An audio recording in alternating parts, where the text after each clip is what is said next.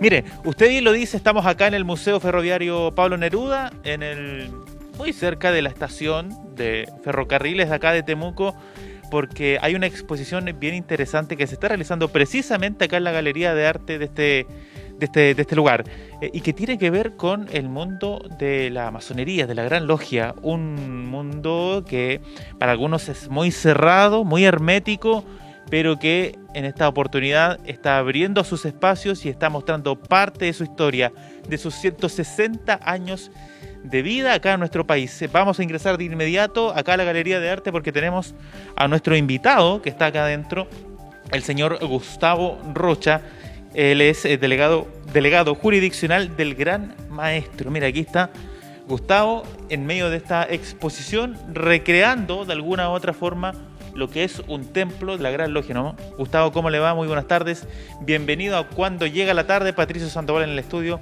¿Cómo le va? Hola, muy buenas tardes. Buenas tardes, Patricio, y a todos los televidentes que nos están acompañando en esta transmisión. Efectivamente, estamos en el Museo Ferroviario, donde hemos instalado esta exposición que dice relación con qué es lo que es la masonería en el contexto y en el marco de los 160 años de la Gran Logia de Chile. Mostrando la trascendencia que tiene esta institución en la República, desde su fundación. También vamos a poder ver algunos ciudadanos importantes y próceres que nos han acompañado durante toda nuestra historia, y símbolos que muchas veces parecen como poco entendibles, pero que efectivamente tienen una simbología y a veces están más cercanos de nosotros de lo que creemos. Gustavo, yo lo comentaba hace un instante de que se ve, ¿no?, desde afuera el mundo de la masonería como un mundo muy hermético, muy cerrado, ¿no? Y acá estamos recreando lo que es un templo, así tal cual, ¿no? Por ejemplo, cuéntanos un poquitito en qué consisten estas figuras que se ven, estos íconos que tienen acá ustedes.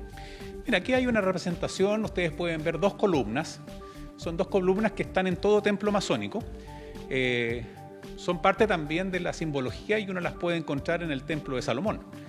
Y estas columnas tienen su significado y vienen a darnos cuenta del trabajo que realiza cada masón. Por ejemplo, en el pie de cada columna ustedes pueden encontrar dos piedras. Una piedra que está bastante con aristas, que está en lo que se llama una piedra bruta. Y al otro lado tenemos una piedra ya más labrada, una piedra cúbica, y ese es una de las simbologías que podemos encontrar fácilmente, que está a la vista, digamos, el paso de un estado a otro, cuando uno empieza a perfeccionarse, a pulir todas sus asperezas, sus defectos, y a exaltar las virtudes. Esa es una de las tareas más relevantes que tiene cada uno de los miembros de la francmasonería. Sí, mire, y acá hay un piso además, algo así, blanco, negro, con cuadrado, y discúlpenme la comparación y con todo el respeto, ¿no?, pero se parece algo así como un tablero de ajedrez, de dama, ¿no? Exacto. También tiene su significado, me imagino. Exacto, también tiene su significado y varios significados uno le puede dar, pero principalmente es la dualidad de la vida, digamos, el caminar por un mundo donde hay negros y blancos. Y fíjate que cuando uno pone el pie, porque así además está descrito, el pie nunca toca solamente un cuadrado, sino que toca uno y toca el otro, porque la vida es así, la vida es de dulce y de agraz. De manera que al caminar es una de las cosas que tenemos que ir teniendo en cuenta, que nos vamos a encontrar con esas situaciones, con personas que finalmente pueden tener algunas diferencias, pero que al fin y al cabo todos caminamos para el mismo lado. Y si uno va a un templo masónico, este mosaico nos lleva hacia el oriente, porque es ahí donde nace la luz, es ahí donde nosotros buscamos la verdad, la verdad de cada uno. Siempre los templos masónicos están orientados, es decir, la parte principal está hacia el oriente y uno entra por el occidente, ¿ya? Uno entra por el occidente, donde están las columnas. ¿Ya? Es bien interesante, tiene su simbología también. Sí, mira, y ahí también hay unas figuras, unos instrumentos que es parte además de la simbología que se utiliza y que se ve en el exterior, ¿no?, de los templos que tienen. De hecho, acá en el centro de Temuco se ve algo idéntico, igual, ¿no? Y conversábamos antes del contacto, a ver si nos puedes precisar un poquitito por qué ese compás y la escuadra. Sí, claro, bueno, francmasón viene de obrero, de albañil, es el que labra la piedra, ¿no es cierto? Y está, de alguna manera, coronado con todo lo que es el ideal constructivo. Entonces vamos a encontrar ahí una escuadra que es símbolo de la rectitud, es una escuadra que está, ¿no es cierto?, mostrándonos el ángulo recto. Es una de las cosas que nosotros tenemos que buscar, ser personas honestas, ser personas buenas en la sociedad, ser personas rectas. Y el compás, por otro lado, refleja también a la espiritualidad y cómo nosotros vamos avanzando en esta espiritualidad para ir convirtiéndonos en una mejor persona. El compás, una vez que uno abre los brazos, da cierta regularidad, es decir, tiene la misma distancia. Y eso nos da cuenta de que nosotros tenemos que buscar esa regularidad. Exactamente. Bueno, lo hemos dicho varias oportunidades. Está el prejuicio de que un mundo muy cerrado, pero, y lo conversábamos además, ¿no?, hace un instante antes del contacto, se está abriendo un poco más la Gran Logia a integrar nuevas personas. ¿Cómo se hace, por ejemplo, para poder ingresar? Sí, bueno, la Gran Logia siempre ha estado abierta a que ingresen personas, digamos. Lo que ocurre es que, claro, con el tiempo nos hemos ido adaptando a las exigencias de la modernidad.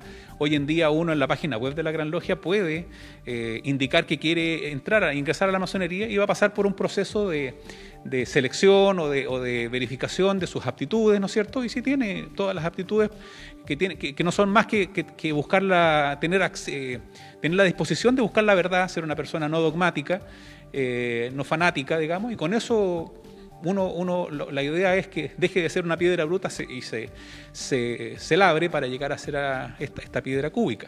Y también está la otra opción, digamos, de que algún miembro que esté en la masonería lo refiera y pueda ingresar, ¿no es cierto?, con el mismo procedimiento. Pero hoy en día, claro, la masonería, además de abrirse al mundo exterior, digamos, que a veces era visto con cierta desconfianza, está con sus símbolos para que todos los puedan ver y no tenemos nada que ocultar en realidad. Sí. Ahora, son 160 años, ¿no?, que llevan acá en nuestro país, una labor de más de un siglo, ya pegando los 200 años. ¿Qué importancia, no, se le da a esta gran logia, pensando que además hay personajes muy importantes en nuestra historia que han colaborado en parte de nuestra historia, valga la redundancia? Así es. Bueno, claro, está toda la labor que hicieron hermanos masones. No a partir de la Gran Logia, porque eran logias lautarinas. Las logias lautarinas no se consideran logias propiamente tal, sino que eran logias funcionales que se armaban para cumplir un objetivo, que en este caso fue la emancipación de América. Pero efectivamente luego, ya en 1862, se funda la Gran Logia, en mayo, el 24 de mayo, en Valparaíso, donde se unen 4 logias que estaban trabajando desde hace un tiempo antes, que tenían una ascendencia extranjera de Massachusetts, de Francia y de Inglaterra. Estas logias se unen, estas 4 logias, y fundan la Gran Logia de Chile.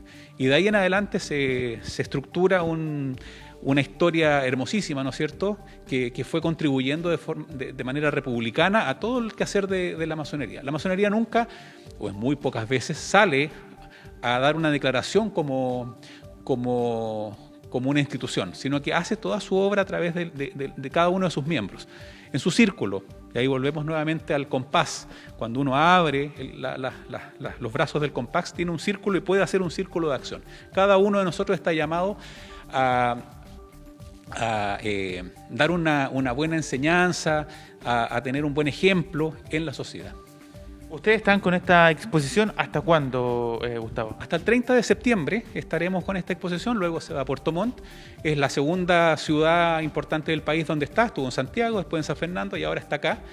Y los invitamos a conocerla. Tenemos acá paramentos igual que se ocupan en las ceremonias, que ocupan los miembros de la masonería. Ahí tenemos uno de aprendiz, uno de maestro, que los pueden observar y pueden revisarlos. Y por el otro lado tenemos también a grandes personeros de nuestra sociedad. Las Cuevas, está Sotero del Río Gundián, desde luego va a estar también Enrique MacGyver, Vicente García Huidobro Fernández, Guillermo Mata, entre otros. Aquí está la historia, además algunos de ellos tienen un código QR donde uno puede ir accediendo a más información para ir conociendo más de esta institución. Gustavo, ¿cuánto tiempo hay, por ejemplo, si una persona ingresa de aprendiz? cuánto tiempo debe pasar para convertirse en un maestro, ¿no? ¿Ese es el concepto? Sí, claro. Bueno, eso es relativo. Eso es relativo. Lo suficiente para poder adquirir los conceptos, que no son fáciles, porque el modo de enseñanza de la masonería es simbólico. Por lo tanto, está vedado a la primera vista, digamos. Tú si tú ves esa piedra, tú dices, una piedra.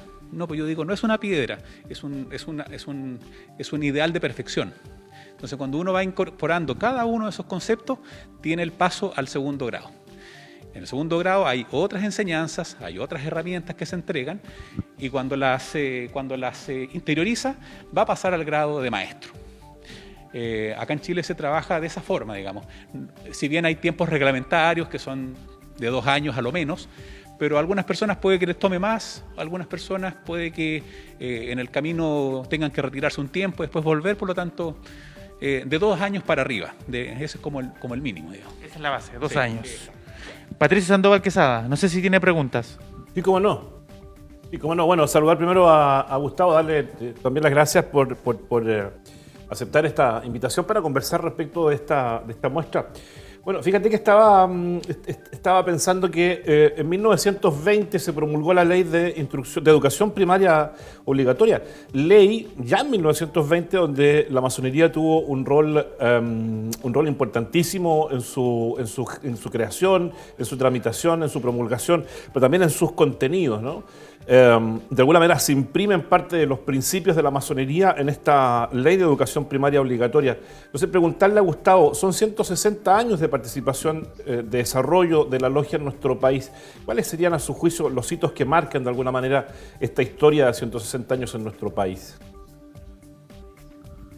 Bueno, efectivamente, el primero es la independencia, ¿cierto? Aunque ya lo mencioné, no fue propiamente tal de la Gran Logia, pero sí de hermanos masones que se preocuparon de eso.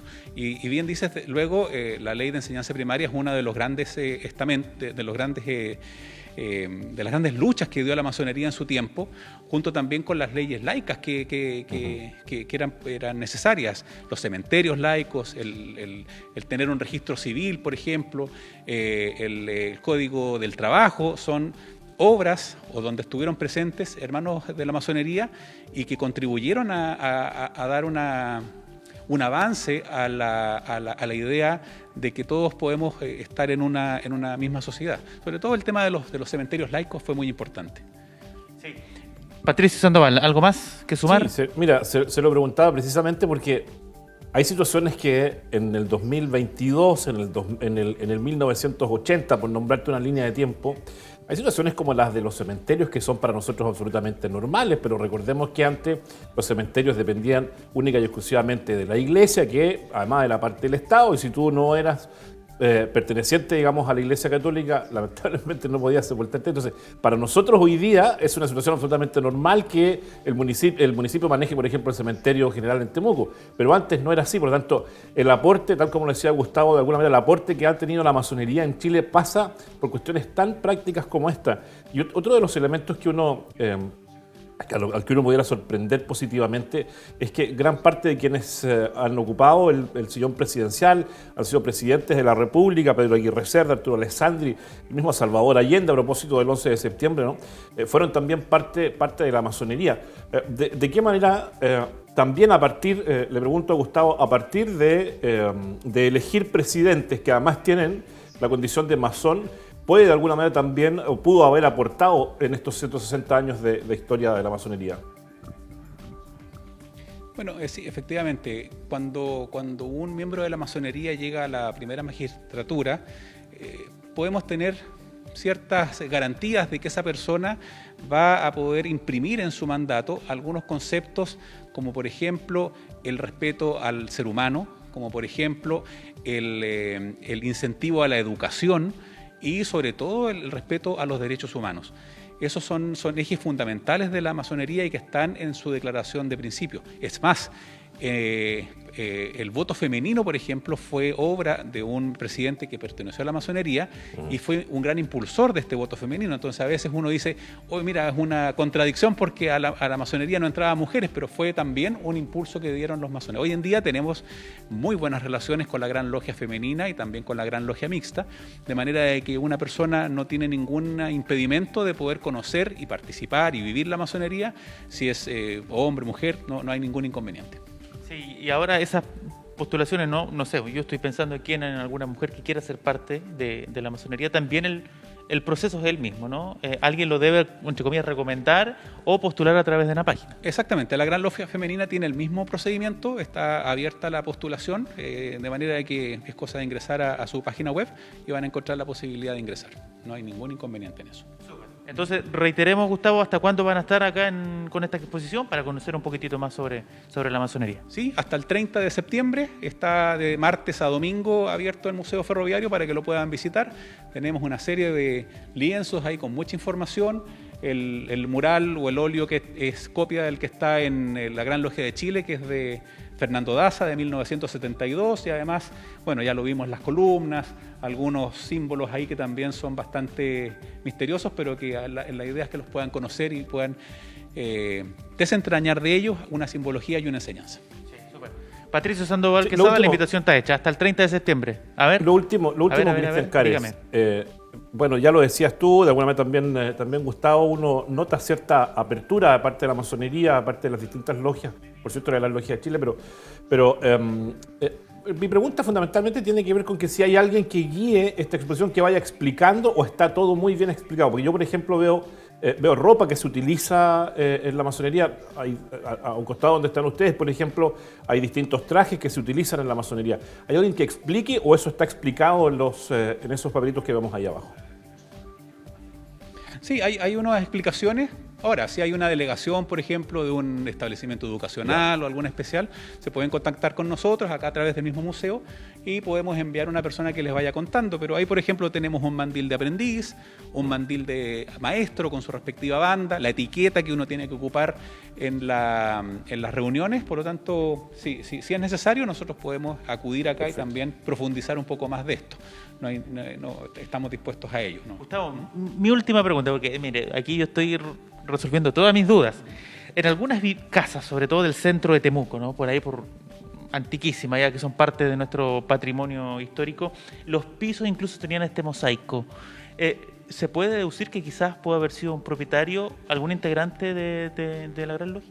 Puede ser, está dentro de las posibilidades que el propietario de esa habitación, de esa casa, tuviera esta condición. Otros no, quizás también lo podrían haber hecho, pero a veces coincide, si uno a veces viaja a Uruguay, por ejemplo, a Buenos Aires, se va a encontrar también con muchos símbolos masónicos. En la ciudad de La Plata, por ejemplo, está hecha por masones, de hecho tiene el plano de la ciudad es prácticamente un plano masónico. Entonces uno va desentrañando ahí ciertos símbolos que son ricos en enseñanza. Esa es la idea.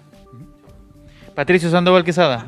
A ver, bien, y algo más. Hablábamos de la apertura. Nosotros el día jueves, acá en Temuco, vamos a realizar lo que se llama Fraternitas de la Araucanía. Se hizo ya el Fraternitas, ¿no es cierto?, de la República en Santiago el pasado sábado en la mañana, donde asistieron importantes autoridades, y nosotros vamos a tener también acá en nuestro templo masónico un Fraternitas de la Araucanía donde autoridades regionales se van a congregar para poder reflexionar sobre todo lo que estamos viviendo y poder también prospectar algunas ideas de solución para nuestro vivir, de manera que lo vamos a promocionar a través de YouTube. Se va a transmitir públicamente esta ceremonia pública republicana, donde esperamos dar un mensaje a la sociedad desde la masonería, junto con la logia femenina y la logia mixta. ¿A qué hora sería eso?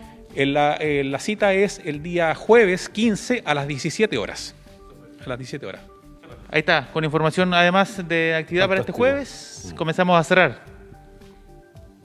Bien, Cristian Cares, nuestros agradecimientos nuevamente a Gustavo Rocha y por cierto a ustedes, a ti y a Gabriel Burgos en la cámara.